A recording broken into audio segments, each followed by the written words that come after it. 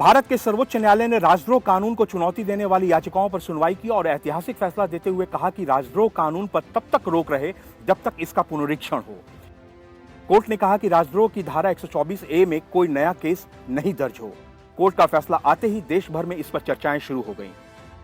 इस बीच social media पर भी इस मुद्दे पर दो नेताओं की बहस ने सबका ध्यान अपनी तरफ खींच लिया।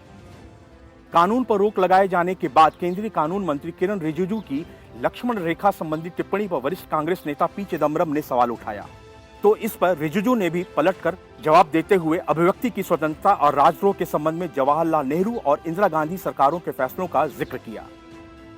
सुप्रीम कोर्ट के फैसले के बाद केंद्रीय कानून मंत्री रिजिजू ने कार्यपालिका और न्यायपालिका समेत विभिन्न संस्थानों के लिए लक्ष्मण रेखा की बात कही और कहा कि किसी को इसे पार नहीं करना चाहिए। रिजिजू की टिप्पणी पर प्रतिक्रिया देते हुए चिदम्बरम ने कहा कि भारत में कानून मंत्री को मनमाने ढंग से लक्ष्मण रेखा खींचने का अधिकार नहीं है और उनको संविधान का अनुच्छेद 13 पढ़ना चाहिए। पूर्व केंद्रीय मंत्री चिदम्बरम ने ट्वीट कर कहा कि विधायिका कानून नहीं बना सकती और न ही किसी ऐसे कानून को कानून की किताब में रहने दिया जा सकता है जिससे मौलिक अधिकारों का उल्लंघन होता है। कई कानूनी विद्वानों के विचार में राजद्रोह कानून संविधान के अनुच्छेद 19 और 21 का उल्लंघन करता है।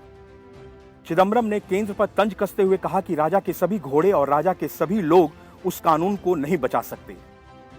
पूर्व केंद्रीय मंत्री पर हमला बोलने के लिए रिजिजू ने भी ट्वीट का ही सहारा लिया। उन्होंने कहा, इसीलिए नेहरू जी पहला संशोधन लाए और श्रीमती इंदिरा गांधी ने भारत के इतिहास में पहली बार धारा 124 ए को संज्ञेय अपराध बना दिया। रिजिजू ने पलटवार करते हुए कहा कि यही वजह है कि अन्ना आंदोलन और भ्रष्टाचार विरोधी आंदोलन के दौरान नागरिकों को उत्पीड़न, धमकी और गिरफ्तारी का शिकार होना पड़ा था। बहरहाल दो दिग्गज नेताओं की इस बहस ने खूब सुर्खियां बटोरी।